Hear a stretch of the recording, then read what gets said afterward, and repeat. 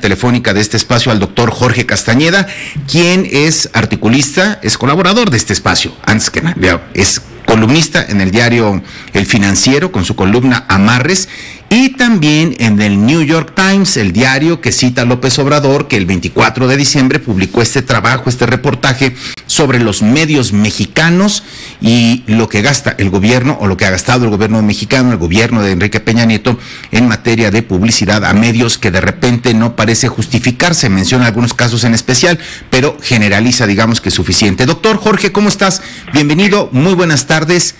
Vaya asunto, ¿no? Vaya tema el que nos ocupa. ¿Qué tal, Carlos? ¿Cómo te va? Pues gusto saludarte. En efecto, es un tema que a la vez venimos discutiendo, comentando los mexicanos, por lo menos, desde el intento de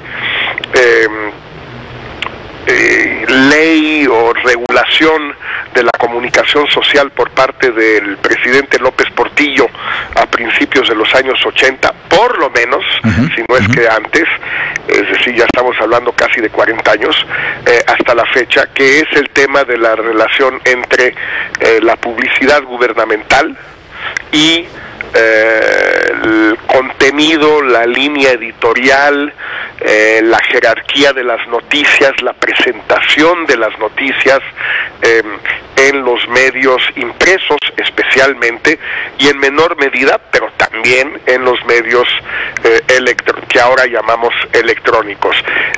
López Obrador seguramente lleva agua a su molino, porque este reportaje del New York Times desde luego que le da en parte la razón a lo que él ha venido diciendo, pero se me hace que el reportaje del New York Times va mucho más allá del tema de López Obrador, porque en el fondo este enorme gasto del gobierno de Peña Nieto, 2,000 millones de dólares, y se me hace que el New York Times se quedó corto, en primer lugar porque se fue, yo creo, solo sobre el gasto que aparece en el presupuesto del gobierno federal, y seguramente hay un enorme gasto también de los gobiernos estatales y municipales, y en segundo lugar porque creo que hay gastos por parte del gobierno federal que son medio disfrazados, es decir, que no necesariamente aparecen en el presupuesto como gastos de comunicación social. Pero en fin,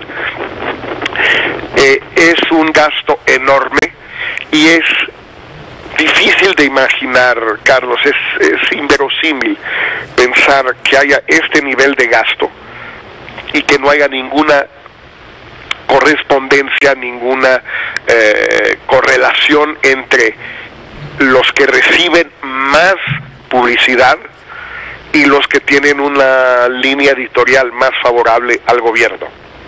Sergio Sarmiento hoy, en su columna cotidiana de Reforma, cuenta cómo da cuenta de cómo se reparte la publicidad por medio impreso, insisto, impreso, y evidentemente hay una enorme desproporción a favor de ciertos medios impresos, el Universal en particular, el Excelsior también, comparados con el medio donde él escribe, Reforma, y lo aclara, bueno, pues no necesita aclararlo, ahí lo está publicando, y la verdad no hay ninguna explicación de esa desproporción, que es un poco la tesis del New York Times. No lo formula de la manera tan precisa como lo dice Sergio Sarmiento, pero la tesis es la misma. Por un lado hay un gasto gubernamental gigantesco, concentrado en pocos medios, y por el otro no hay ninguna razón que explique por qué en esos medios y en otros no. Es decir, por qué esos medios que no tienen mayor circulación o mayor influencia o mayor penetración que en Internet, por ejemplo, que otros reciben 4, 5, 6, 7 veces más publicidad gubernamental. Ahora bien, esto lo dice el New York Times hace 3 días, pero lo que ya dijo la Suprema Corte de Justicia de la Nación, Carlos, como bien lo recuerdas, hace un mes más o menos, es que el Congreso ha violado la disposición que el propio Congreso se impuso de regular el gasto gubernamental en publicidad de comunicación social. Sí. Entonces, estamos hablando por un lado de algo que dice el New York Times con datos, algo que dices que respalda a Sergio Sarmiento con datos, y por el otro lado, algo que dice o que falló la Suprema Corte de que, oigan, ya regulen esto. Sí, y que nadie peló. Nadie como el artículo que viene de New York Times. Y tenemos solamente en el propio New York Times una declaración del ahora coordinador de la campaña de José Antonio Meade, Aurelio Nuño, ex secretario de Educación y ex jefe de la oficina de la presidencia, diciendo sí, al principio teníamos en nuestra agenda una regulación del gasto gubernamental en publicidad y comunicación social, pero se nos fue cayendo en el camino. Se le agradece a Aurelio la sinceridad, pero así como que una gran explicación se nos cayó, pues no sé si sea la mejor. Entonces nos encontramos, Carlos, con una situación donde Andrés Manuel López Obrador puede con bastante fundamento decir, uno, ¿cómo es posible que se hayan gastado tanto dinero? Dos, ¿cómo es posible que no les haya servido de nada? O, al revés, quizás Andrés Manuel no lo explique así porque está muy ocupado en su campaña. Y si no hubieran gastado ese dinero, Carlos, ¿cuáles serían esos índices de aprobación que mencionabas tú del presidente Peña Nieto? Sin esos 40,000 millones de pesos, ¿a dónde estaría el presidente Peña Nieto en las encuestas? Sí, queda, doctor Castañeda, Jorge, este debate, como decías tú, es un tema que venimos arrastrando por décadas, desde el famoso no pago para que me peguen de claro. José López Portillo hasta el día de hoy. Esta relación por momentos perversa, por momentos virtuosa, no lo sabemos, entre medios y propaganda o comunicación social del gobierno. Y bien mencionabas, faltan los gobiernos estatales, que esos son otro boleto, otra canasta, otro saco diferente al del gobierno federal, pero en donde también de repente las teorías conspiratorias pues no pegan del todo, porque hablamos de escándalos, improntas de corrupción sobre un sexenio que parecería, en la teoría como se plantean las cosas, de que dictan las notas a los medios, pues caray, pues qué mal las dictan, o las dicta el de enfrente, porque así como que hubiera tenido un trato privilegiado esta administración o cualquier otra, porque pienso en los temas